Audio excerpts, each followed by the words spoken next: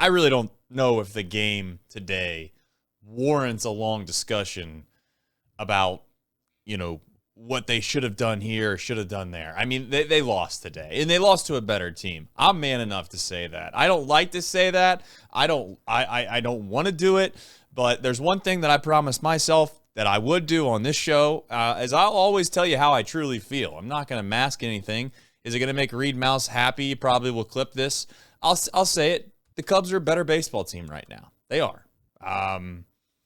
Whether or not they can hold up their end of the bargain of what they want to do with the pitching staff that they currently have, that's a different discussion. But just head-to-head, what we have versus what they have, we're not as good as they are. And I think that's been showcased the last 2 times we played them, Nick. Can I say this, though? I will. I'll start it off by saying this. I think that there's this narrative going around sometimes that this team's lazy or they don't care or there's not accountability and there's all these things.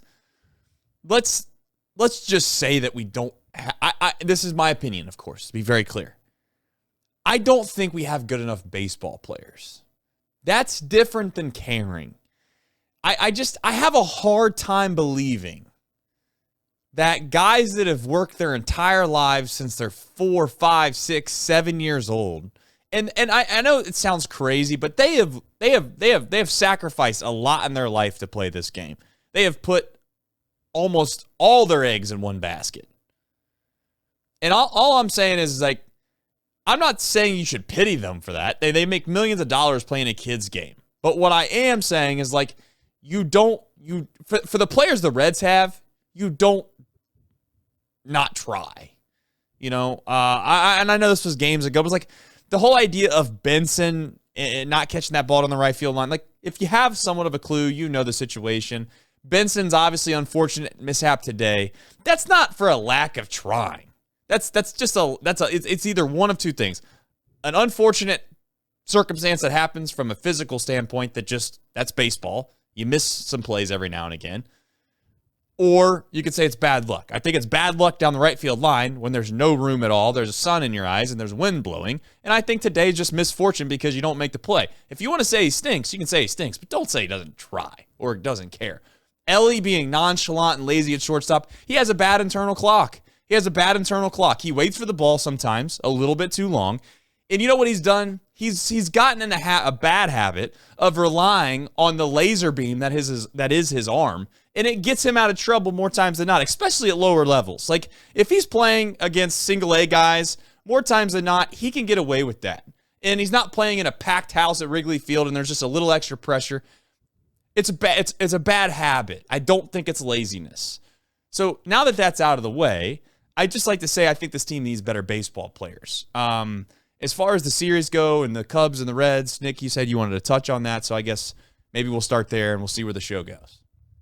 Yeah, I mean, just like this overall week is fine. Like, you went 3-3 on the road against the Royals and the Cubs, and it just stinks that we're in this spot where you have to do better than that at this point. And it continues to just be the result of giving away all those games early in the year. And now you're in a spot where you're really almost in an impossible spot where you have to play better than anyone should realistically expect, because no one should realistically expect you to go better than 3-3 at Kansas City and at Chicago. Like, you just shouldn't. So the Cubs in general, I mean, they're projected right now to win 91 games. Like, maybe they'll collapse again for a third straight year. I don't know. But, man, they look really, really good. And I don't know if it makes anyone feel better or worse, but there's nothing the Reds could have done this offseason to win 91 games. I don't think. Do you think there's anything the Reds could have done this offseason that would have gave them any chance of winning 91 baseball games? Well, you're saying that in the context of what you think that they're capable of actually doing. If they had unlimited resources, of course we think that they could have done that. Maybe. I would like to think they could have. Yeah. I mean, I maybe I'm wrong, but they could have. Yes. And I haven't looked up what Juan Soto's numbers are this year, et cetera, et cetera, et cetera. But my point in saying is that if you had unlimited resources, you probably could. But your point stands, and we shouldn't sit here and speculate of what they could have done based off something that's impossible for them to do. So, to your point, I guess here's where I'm at with this franchise in a way. At some point, you stop comparing yourself to mediocre teams, and if you want to be one of the better teams in the league, then you got to figure out a way to be competitive with them. And I think, unfortunately, we've found ourselves as Reds fans trying to not justify, but certainly putting ourselves in a spot where we are okay, and I am okay. Sadly, that's where I'm at. Okay with just getting to try to 84 wins, right? 85 wins would be a great year. And then if that's the bar, Nick, I got to tell you, like, that's saddening more or less, because at some point you'd like to think you can have one of the better teams in the league.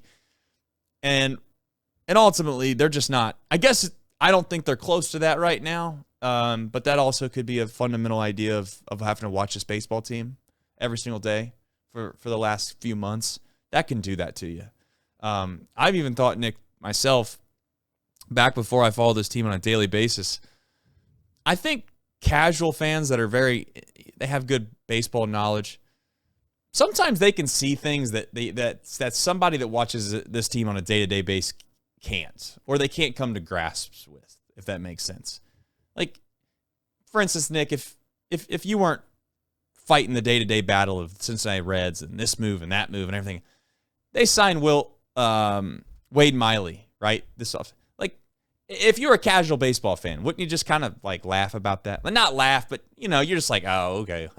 Whoa, that one's gonna put him over the hump. Wade Miley. It's like you kind of step back from it all, and it becomes pretty sobering, I guess is what I'm saying, is that we love Will Benson and we love Matt McClain, and yes, Ellie's Ellie and CES and Marte, and we try to make these guys maybe bigger than they are, because that's our hope. That's what we put our fuel into, and that's the next wave that's supposed to get us over the proverbial hump. But boy, there are times where you just think to yourself, like, how close are we? I don't know. And I got to tell you, like, the most damning thing about all of this is that in 2023, Nick, this team was 10 games over 500. They were leading this division, and they were doing it with a bunch of kids mostly. And we find ourselves 2 years later, and some of these kids are nowhere to be found and or struggling. And you don't really have a whole lot of help coming right away from the farm system. So I don't know. My biggest fear, Nick, is that if you believe in Nick Krall, I worry that Nick Krall doesn't make it to the wave that actually might get them over the hump if you believe in his system. Because you can only do this for so many more years, Nick, before somebody just comes in and makes a major move to make a major move. Sadly. And that's just kind of where my head's been this whole time with this whole thing. Yeah, I mean, that's my biggest fear. I'm sure that's probably not a lot of other people's, but the Reds have changed course so many times on which way they want to go. Do they want to be this team that just tries to draft and develop? Do they want to try to rush it? And I think the way the Reds are doing it is the best model. I'll die on that sword right now. I just, if you think the Reds are going to catch up to the Cubs by just going out and signing and trading for players, and that's going to be any way sustainable, it's not. The only way the Reds are going to ever get to that level is by having an absolutely loaded farm system that just continues to bring up good player after good player, like Pete Crow Armstrong. Like, you have to make smart trades like the Cubs made for Pete Crow Armstrong, because the Reds are never going to outspend the Cubs. So the only way they can have any chance is by having more of those type of players. If not, there's no chance whatsoever. So that's where the Reds are at. I mean, the wild card's still attainable right now. I mean, it's not by any stretch of the imagination a good chance, but it is at least that some of the teams have underperformed at this point. Maybe they won't continue, but think right now the wild card's at 85.6 is the third wild card. So, I mean, you don't have to get too crazy hot to get to 86 wins. I mean, you'd have to play really good baseball over the next couple of months, but you don't have to do anything so far crazy out of the ordinary to get there. So, I mean, that's really the only hope. But the NL Central, I mean, it's absolutely dead.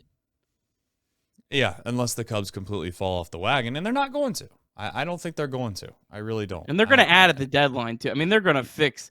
They're going. You know that if they don't go all in this year, right, with Kyle Tucker on a 1-year deal, I mean that fan base will riot at the deadline. So I have to believe they are going to be a significantly better team in the second half too, or should be a significantly better. And the Cubs have gotten some. I mean, the performance that they're getting out of PCA is head over heels of what they expected, and they're almost better than what they thought they were going to be in a way. I know their starting pitching is what it is, but I mean, I don't know. Just it's one of those things where I'm willing to admit they're not good enough. Like, I guess, and does that mean that you shouldn't watch the games? And does that mean that you stop listening to the podcast, you don't watch the show? No, I'm not saying that. I mean, baseball in general and the Reds is a part of the summer for many of us, like that's just what you do. You enjoy your nights watching the Reds, win or lose, you're still kind of there because it's part of who you are. And unfortunately, I just don't know if this team's going to ultimately get in the spot where we feel really good about it anytime soon when it comes to this year's baseball team.